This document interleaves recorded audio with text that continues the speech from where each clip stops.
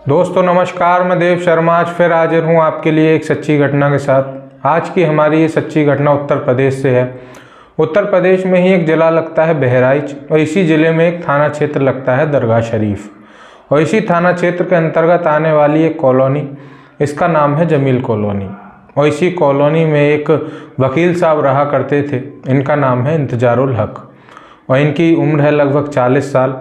इनकी एक पत्नी है इनके परिवार में, इनका नाम है नुसरत जहां, इनकी उम्र है 30 साल और इनके 2 बच्चे हैं। और इसी जमील कॉलोनी में ये आराम से अपने परिवार के साथ प्रेम से अपनी जीवन व्यतीत कर रहे हैं और ये धीरे धीरे अपनी ज़िंदगी जी ही रहे थे कि तभी 15 और 16 अक्टूबर 2022 की दरमियानी रात तकरीबन 2 से 3 बजे का वक्त हो रहा था कि तभी 2 बदमाश आते हैं इनके घर और इनकी घर की बाउंड्री फांद कर इनके घर में दाखिल हो जाते हैं और इनके कमरे में जाकर इनकी गर्दन पर चाकू चलाकर इनकी हत्या कर देते हैं और फिर वहां से फरार हो जाते हैं।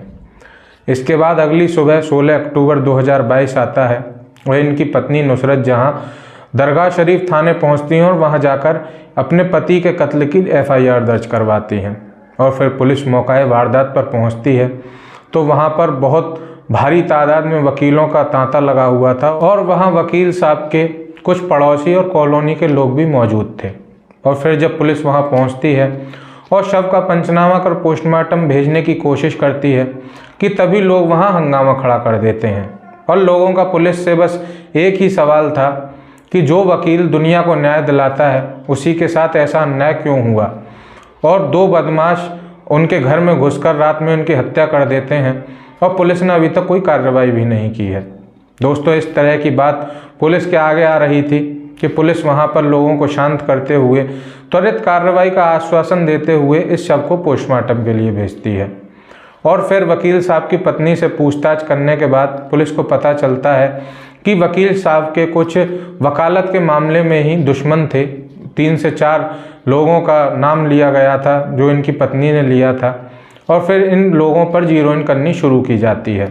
और फिर पुलिस इन लोगों के पास बारी बारी से पहुंचती है और पूछताछ करती है, लेकिन किसी भी व्यक्ति का इस हत्या में कोई हाथ नहीं था। इसके बाद फिर पुलिस को शक हो रहा था कि जब रात में बदमाश आए थे और वकील साहब की पत्नी जगी हुई थी और उन्हें बचाने की कोशिश कर रही थी, जो वकील साहब की पत्नी ने खुद ही पुलिस को बताया था, तो इन आरोपियों ने, इन बदमाशों ने इनकी पत्नी को क्यों छोड़ दिया और अगर वह किसी लूट के इरादे से आए थे तो वह कुछ लूट कर क्यों नहीं ले गए। इस बात पर लगातार पुलिस को शक हो रहा था और शक के आधार पर ही जो इनकी वकील साहब की पत्नी है नुसरत जहां, इनके कॉल डिटेल निकाले जाते हैं और कॉल डिटेल में एक नंबर सामने आता है जिससे वकील साहब की पत्नी की पूरे दिन में लगभग कई बार बातें होती थीं और 2-2, 3-3 घंटे बातें होती थीं।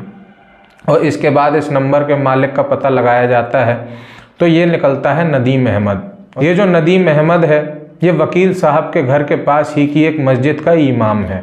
और फिर इस नदीम अहमद को पुलिस शक के आधार पर अब हिरासत में लेती है और फिर जब इससे पूछताछ करती है कि तुम वकील साहब की पत्नी पर क्यों फ़ोन करते हो, तो वह कहता है कि मैं वकील साहब के बच्चों को ट्यूशन पढ़ाता हूँ, उर्दू और फ़ारसी, और इसी वजह से मैं कभी कभी वकील साहब की पत्नी पर फ़ोन करता हूँ।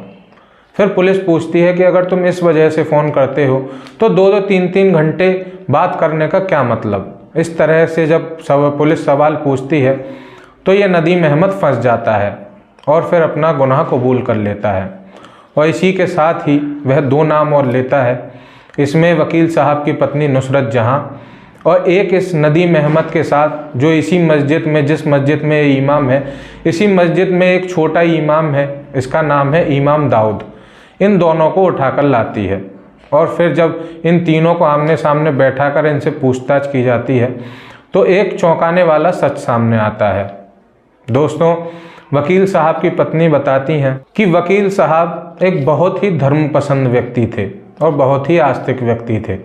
वह 5 टाइम के नमाजी थे और जब वह अपने घर के पास वाली नमाज में रोज़ नमाज पढ़ने जाया करते थे कि तभी उनकी मुलाकात इस मस्जिद के इमाम नदीम अहमद से हुई और वह देखते थे कि नदीम अहमद ज़्यादातर बच्चों को बाहर ट्यूशन पढ़ाने जाता है। और फिर वह नदीम अहमद से कहते हैं कि मौलाना साहब, मैं अपने बच्चों को उर्दू और फ़ारसी पढ़ाना चाहता हूँ, इस्लामिक तामील देना चाहता हूँ। और फिर इसके बाद नदीम अहमद इनकी बात को मान जाता है और इनके घर में इनके बच्चों को उर्दू और फ़ारसी पढ़ाने आया करता था। और फिर धीरे धीरे वकील साहब तो बाहर वकालत किया करते थे, इनके घर में इनकी पत्नी अकेली रहा करती थी। और जब भी ये ट्यूशन पढ़ाने आया करता था तो इसकी बातें वकील साहब की पत्नी नुसरत जहाँ से होती थीं। और फिर धीरे धीरे इनमें बातें हुई और फिर धीरे धीरे इनमें अट्रैक्शन होना शुरू हो गया। और फिर धीरे धीरे ये कब इनकी ये जो बात करने की दोस्ती थी वह प्यार में बदल गई, इन्हें पता भी नहीं चला। और फिर इसके बाद एक दिन नदीम अहमद और वकील साहब की पत्नी घर में ही थे, शाम का वक्त हो रहा था कि तभी जो वकील साहब हैं इंतजारुल हक, वह अपने काम से लौट आते हैं और वह अपनी पत्नी को और इस मस्जिद के इमाम नदीम अहमद को आपत्तिजनक स्थिति में देख लेते हैं। और देखने के बाद वह अपनी पत्नी को बहुत खरी खोटी सुनाते हैं। नदीम अहमद तो वहाँ से फ़रार हो जाता है। और फिर ये जो इंतजारुल हक वकील साहब हैं, ये अपनी पत्नी का घर से निकलना बंद कर देते हैं और अपने बच्चों का नदीम अहमद से ट्यूशन भी छुड़ा देते हैं। और अब इनका मिलना जुलना बंद हो गया था, लेकिन ये फिर दोबारा चोरी छुपे मिलना शुरू कर देते हैं। और एक दिन नुसरत जहाँ नदीम अहमद से कहती है कि जब तक मेरा पति इस दुनिया में है हम कभी भी एक नहीं हो सकते और हमें उसे इस दुनिया से विदा करवाना होगा। और इस तरह की बात वह अपने प्रेमी नदीम अहमद से कहती है और नदीम अहमद भी इस बात को मान जाता है और अपनी इस प्रेमिका नुसरत जहाँ से कहता है कि मैं ये काम अकेला नहीं कर सकता और मुझे एक और व्यक्ति की ज़रूरत है। और नदीम अहमद इसी बात को अपने एक जो इसी की मस्जिद में दूसरा इमाम है जिसका नाम है इमाम दाऊद, उससे कहता है और वह भी इसके साथ इस षड्यंत्र में राजी हो जाता है।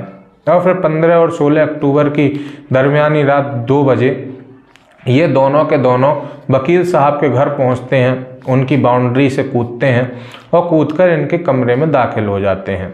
और फिर इसके बाद वकील साहब पर तेज़ धारदार हथियार से वार कर देते हैं और उनकी गला काटकर हत्या कर देते हैं। और जब ये पूरा घटना घटित हो रही थी तो इनकी जो पत्नी है नुसरत जहाँ, वह सोने का नाटक कर रही थी और उसे सब पता था कि मेरे पति को ये दोनों मिलकर मार रहे हैं। और इसके बाद वह वहाँ से फ़रार हो जाते हैं और अपने जो खून से सने हुए कपड़े थे और जो उनका चाकू था खून से सना हुआ, वह पास ही के एक नाले में फेंक देते हैं और फिर वहाँ से फ़रार हो जाते हैं।